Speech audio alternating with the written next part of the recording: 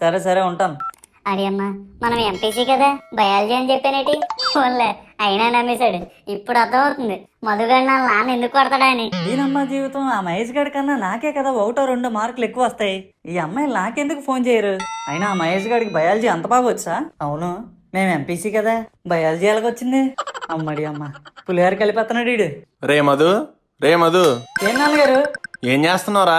బయాలజీలో doubt ఉంటే మా ఫ్రెండ్కి ఫోన్ చేసి కనుక్కుంటున్నాను నాన్నగారు. ఎంపీసీలో బయాలజీ ఏట్రా ఎదవా? అదే మర్చిపోయాను నాన్నగారు, కెమిస్ట్రీ. అంతా ఈ మహేష్ గడి వల్లే. సరే గాని స్నానం చేసావా? మొన్నే చేశాను నాన్నగారు.